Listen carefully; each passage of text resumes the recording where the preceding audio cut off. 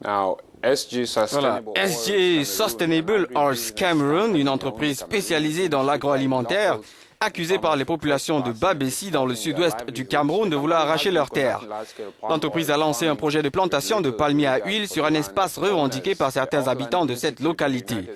Signalons que d'après un rapport de l'Institut Oakland aux États-Unis, les officiels américains ont eu recours au trafic d'influence pour l'attribution de près de 20 000 hectares de terres cultivables à l'entreprise dont SG Sustainable Oils est l'une des filiales.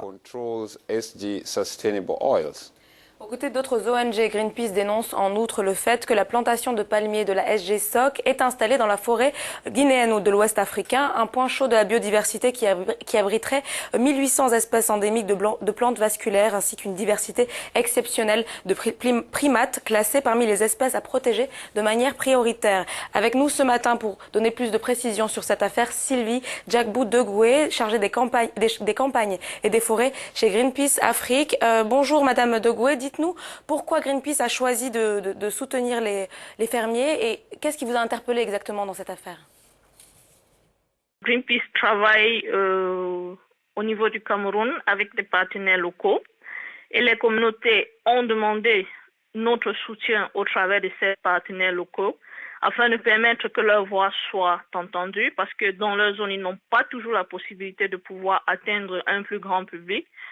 Greenpeace a donc mené des investigations sur le terrain, a discuté avec les communautés locales et s'est rendu compte du grand nombre d'accaparements de terres qui sévit dans la zone, ainsi que la déforestation qui est menée par la compagnie SGSOC.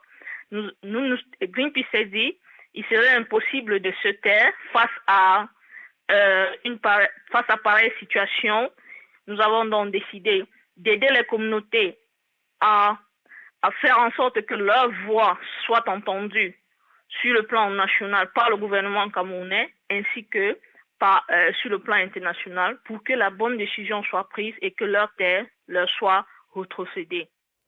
Alors justement, vous venez de le dire, vous avez mené des enquêtes sur le terrain, vous vous êtes entretenu avec ces fermiers. Quels sont les autres griefs qu'ils émettent contre la SGSOC? Lors des discussions que Greenpeace a eues avec ces communautés locales, principalement dans la zone de Ngouti, la concession de la compagnie SGSOC détient les champs des fermiers. Il avait été question lors des discussions avec la compagnie que la compagnie leur accorde 5 km de zone tampon entre leur champ et la forêt. Mais cela n'avait pas été respecté. Du coup, les communautés locales n'ont non seulement plus de terre pour cultiver, mais en plus, la forêt n'existe plus et les 5 km de zone tampon demandés n'ont pas été respectés. De plus, au-delà même des plaintes des fermiers, il y a les anciens travailleurs qui ont eu à porter plainte contre la compagnie pour licenciement abusif, sans indemnité de licenciement, sans aéré de salaire. La plainte avait été déposée en juillet 2016. La compagnie SGSOC a été convoquée, elle ne s'est pas présentée et actuellement, le cas a été envoyé à la cour d'appel au niveau de Boya. Sylvie, pensez-vous que l'implication de votre organisation aura un grand impact sur l'issue de ce procès? L'impact que Greenpeace pourrait avoir, ce que Greenpeace pourrait faire, c'est communiquer sur ce procès, communiquer sur ce qui se passe parce que l'information n'est pas toujours bien relayée, ce qui fait que l'international et même les gouvernements au niveau local n'ont pas toujours la bonne information. Donc nous, ce que nous faisons, nous apportons un appui à ces procès en communiquant là-dessus pour que la bonne décision soit prise et que les communautés, les droits des communautés soient respectés et que leurs terres leur soient cédées.